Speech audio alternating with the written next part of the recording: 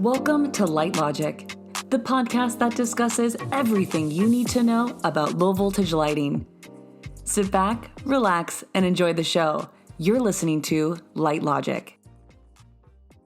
Hey, this is Brian Collins with the Light Logic podcast, and today we had on John Mussleman to talk about all things CCT. It was a great conversation, and hope you guys get a lot out of it. All right, good afternoon, everybody. This is Brian Collins with the Light Logic podcast, and I am the DSM, District Sales Manager for the Mid-Atlantic States. And with me to talk about all things CCT today is Jai Mussleman, who's out of the Florida area. Good afternoon, Jai. How are you today? I am doing well. How about yourself? Doing great. So as I alluded to, we're going to talk about CCT today. Jai, you want to talk about what CCT is, and we'll lead into talking about different ways to use CCT in our designs. Absolutely. So CCT is correlated color temperature. And again, I like to kind of mention a lot of times to liken it to a white balance, or maybe just the hues of white with the Kelvin temperature. So it gives us the ability to go from anywhere from a very warm 2200 all the way up to a 6500 Kelvin to be able to bring out the plant materials and the architecture that you see in the daytime. Yeah. The other way I like to talk about it is, and I'll compare it to RGB, and we'll talk a little bit about RGB today. But the way I like to compare it, most people know what RGB is. RGB is a combination of red, green, and blue. And we combine those colors in that technology to create basically any color under the spectrum. But when we use RGB, typically what we're doing is we're forcing a color change. I'm going to change that object, red, blue, whatever the color is.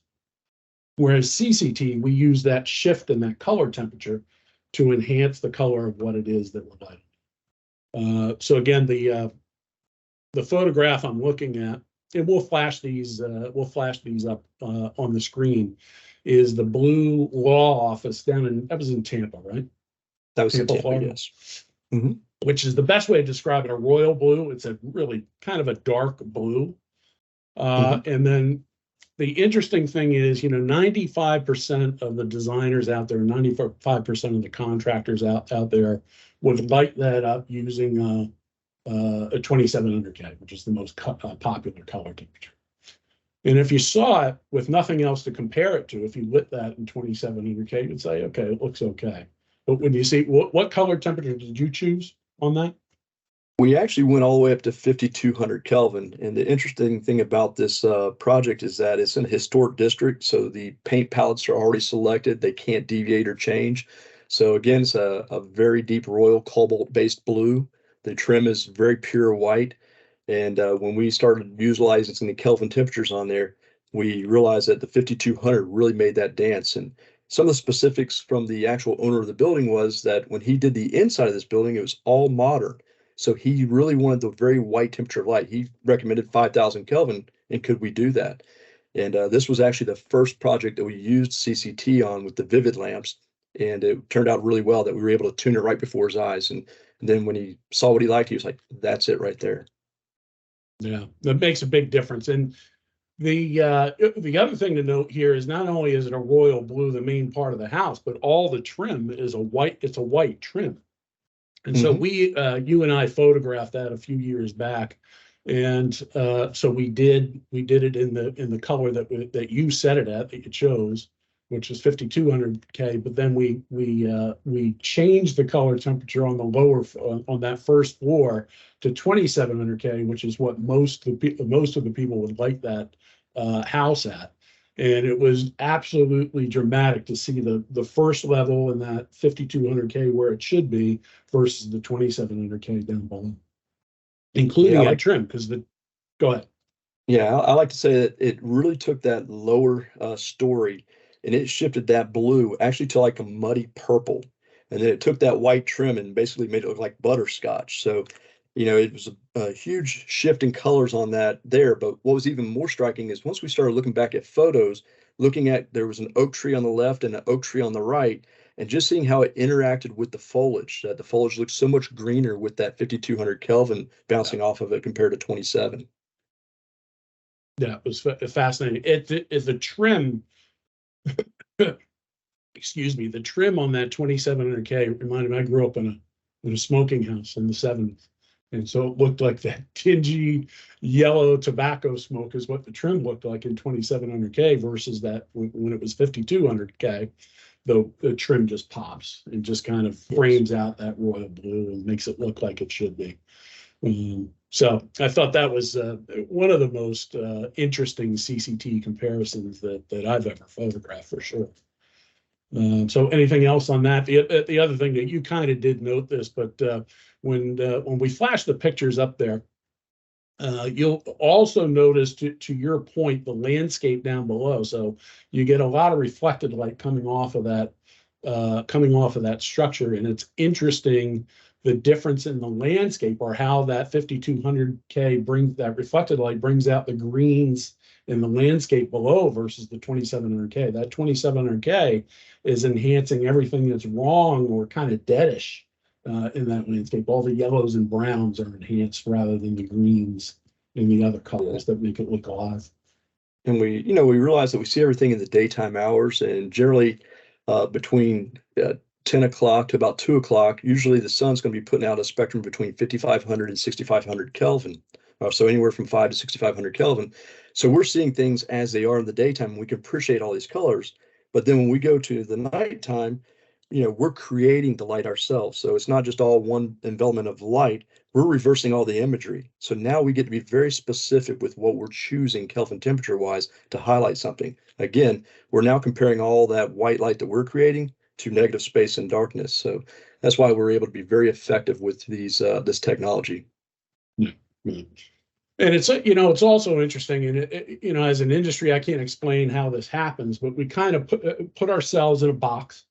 And then when LED came out, you had this Kelvin temperature, which I had never heard of, right? It just so happens that halogen, which is what we dealt with before, properly volted halogen happened to be 2900, 2950, somewhere in that range. But if you had asked me in halogen days what that Kelvin temperature was, I would have had no idea what you were talking about. I didn't know what it was.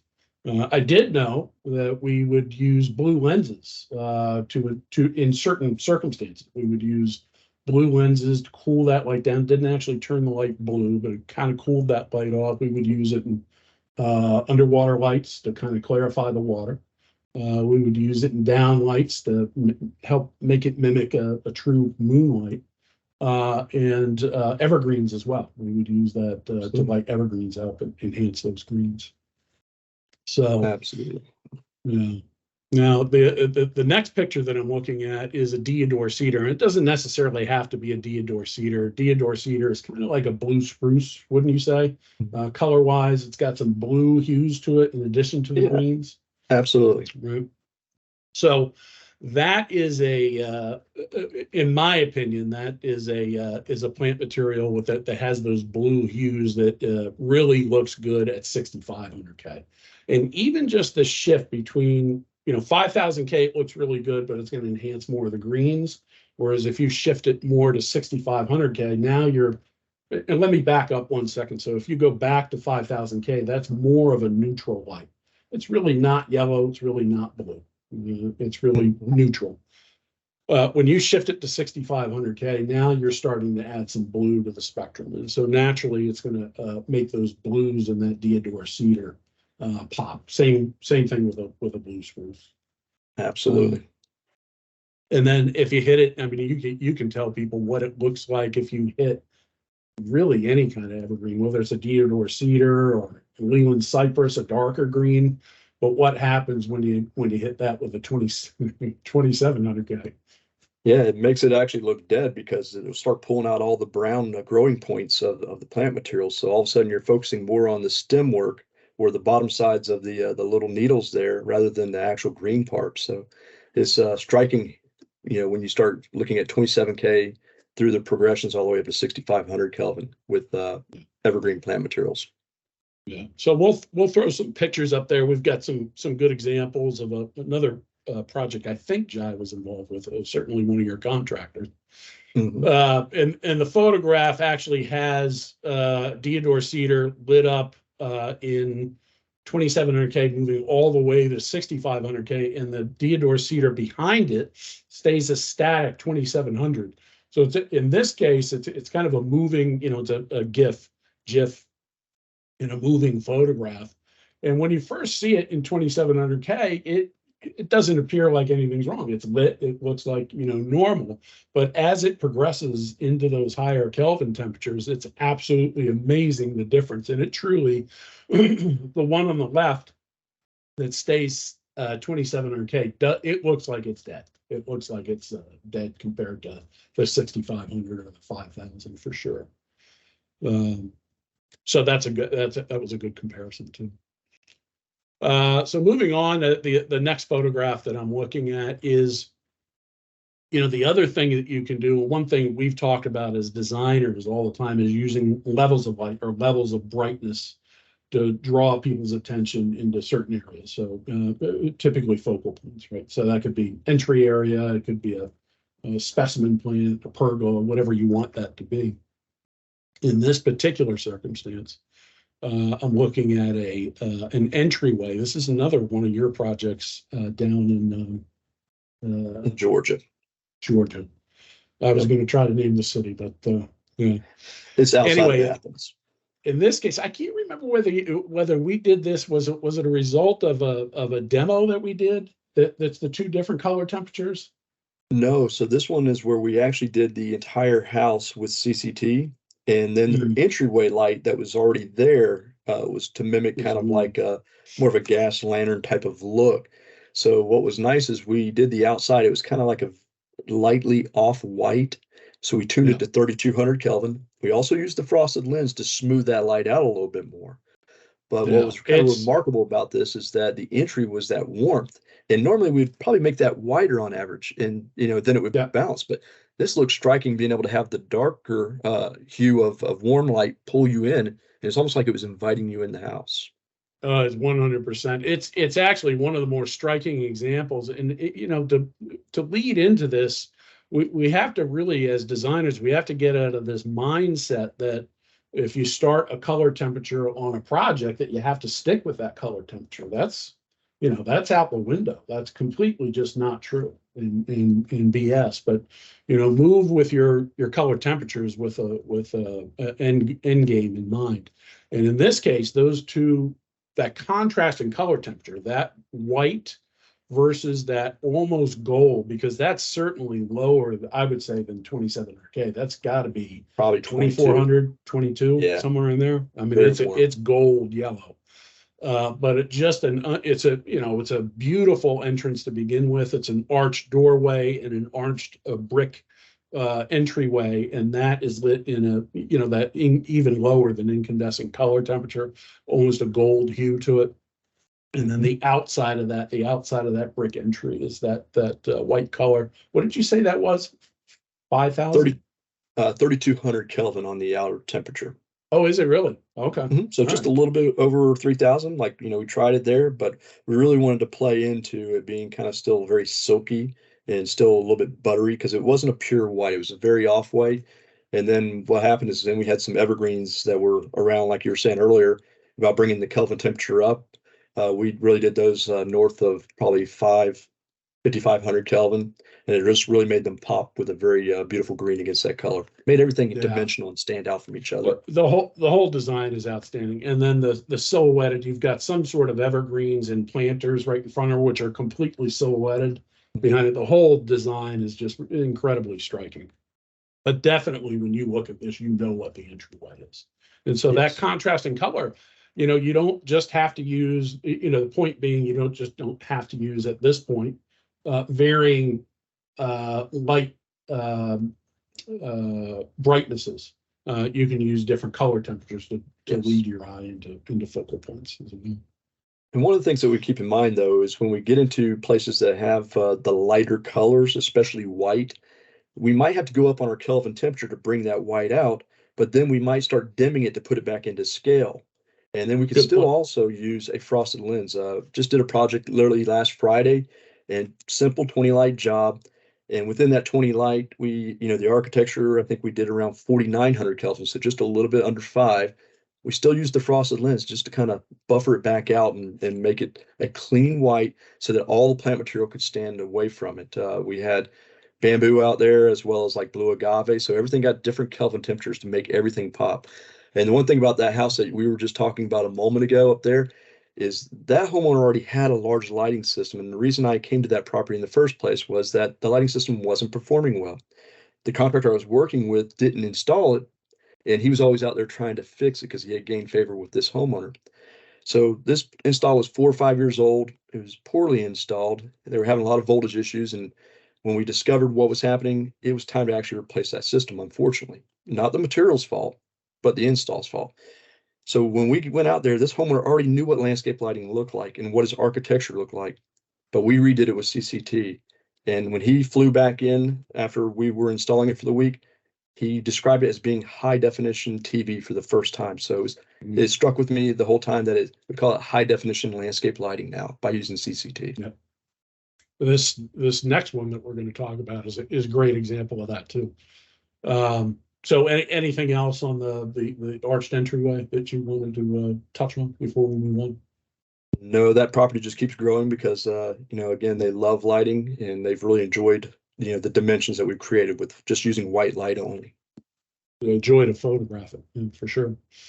So the next one is another project of yours, really interesting. This homeowner, I guss the wife is an artist, and did this tile mosaic in the back of their house. So this mosaic is what is the size? 10 by 10, 12 by 10? I mean, the panels are probably at least 3 foot wide, probably no shorter than 5 foot, tall. So I mean, 3 panels all put together. So pretty good display for this courtyard. Yeah, so they're all little tiles, and it's predominantly, if you look at the mosaic, the mosaic itself is like a light blue. Is that fair to say? And then Absolutely. Within there, you have the sort of these vines in colors, flowers, I guess, and they kind of stick out from. So there's a lot of dimension in this mosaic as too. So it's not just flat. There is dimension. There is a third dimension there. And those little flowers, there's a flower pot. All of those have different colors as well. But do you want to walk through that? We photographed that and photographed it at different color temperatures, starting at 2700, moving through 65. And it's a fantastic example.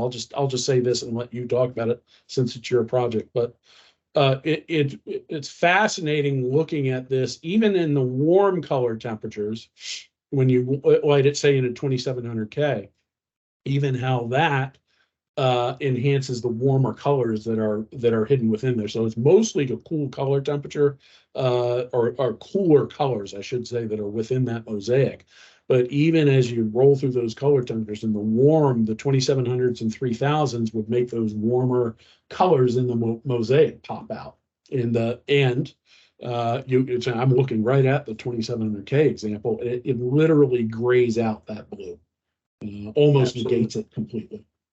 Just shifts that color right on over there. So the cool part about this project here was that instead of lighting it from a lot of landscape lighting positions or from the ground going upward, so we're reversing the projection of light from what we see it in the daytime, but we decided to go ahead and light this from the gutters above and light it downward so that we could then get the entire courtyard, because the courtyard is basically these tiles cut in synthetic turf in a pattern. So the whole little space is kind of like an art gallery. So when we lit it, again, 27K would have been normal for a lot of people, maybe even 3000K, but you really couldn't get up to where you need to be at until you were north of 45 to 5,000. So I think we were probably right around 5,000 when we settled in on what we liked here. Yeah. And of course, when we photographed it, we shifted those color temperatures right through the 6500. And because you had that mix, it was just kind of fascinating to watch how the different colors at different color temperatures kind of popped out of the scene. So it was a very cool example of CCT and what CCT does to enhance or not enhance certain colors, depending on where you're going. So we'll put that picture up there. That's the mosaic. And then I just going to have a general discussion. I want to touch again. I think this is important. It's something that I forget too, that we'll talk about lighting different areas close to each other in different color temperatures for a purpose, right? So for focal points, maybe even touch on RGB in that perspective as well. But also we'll touch on when you shift to higher color temperatures, how it's important to play with the dimming aspect of that, because to our eye, when you go to those higher color temperatures, even if the lumens don't change to our eye, it actually appears brighter. Yeah. And I suppose, again, we're comparing it to a dark space. Again, that's when the sun's above us, everything's lit at once. We're doing the direct opposite game. We're adding light where it needs to be. So the sun's painting with one big brush, everything at once. We're taking a little fine brush and putting in the details. And to kind of go along with the different temperatures, setting things apart, we started experimenting with adding just a little bit of RGB in complement to the CCT job sites. So we have a picture that will show that we just did these little interior cutaway archways and just did a light blue just to give it a little bit of detail. And this past week, again, 20 light job, just 2 lights on the whole job were RGB because we backlit the bamboo and we wanted to light the wall space. So again, they can play together real well. And especially when we get into our new system called Inspira, we have complete CCT as well as RGB all built into one fixture in one platform. So I think we're really going to start expanding what we do artistically with light with this product. It is an amazing product, and I keep telling people, I've been doing this for it's getting embarrassing to say I've been doing lighting for over 35 years, and this Inspira product, every time I get my hands on it and get it out in the field, I'm learning new ways to design different things I can do, because you have all those tools in one fixture. You have dimming, beam spread changing, you have color, RGB, and CCT. You even have a broader range of color temperature used within Inspira relative to our CCT drop-in lamp. So that one goes in Inspira 2200 to 6500, whereas the CCT drop-in is 27 to 65. But the color I think that's Billy Gamble's house. I think it's one of the greatest examples. I've always struggled with RGB, and how do we use RGB in a subtle way, not make it look like a 3-ring circus. And to my eye, I've myself played with trying to be subtle. I think this is the best example I've ever seen of just a little kiss of blue right at the entryway and everything else in white. I think it's a really good example of how to use RGB in a subtle manner, and it draws your eye right into, you're using it to draw the eye right into a focal point where you want people to go. I think that's good. Yeah. So that's it for CCT. I mean, I think in a nutshell, you're going to use your warmer color temperature, say 42 and 100 and below, to enhance warmer colors, right? So your warmer colors are going to be your reds, orange, yellow, right? Green is kind of neutral, right? And you're going to use your cooler color temperatures, anything above 5000 K, to enhance your cooler colors, your purples, your blues. 5000 K, incidentally, which is neutral, is going to kind of treat all colors equally. Red will look red. And to your point, you had mentioned this earlier, that's kind of like your mid-morning sun, early afternoon sun. That's really that's right in the 5000 K area. So it's going to treat all colors fairly equally. But that's really how you use CCT. So you shift that color temperature to enhance the color of what you're lighting. All right, well, that wraps up our discussion on CCT today. I appreciate Jai for you being here and lending your expertise. And I think these are pretty much all your projects here. So thanks for lending not only your expertise, but all your projects on that. So we appreciate it. And we'll see you guys next time on Light Logic. All right. Thank you, Brian, for having me. You got it.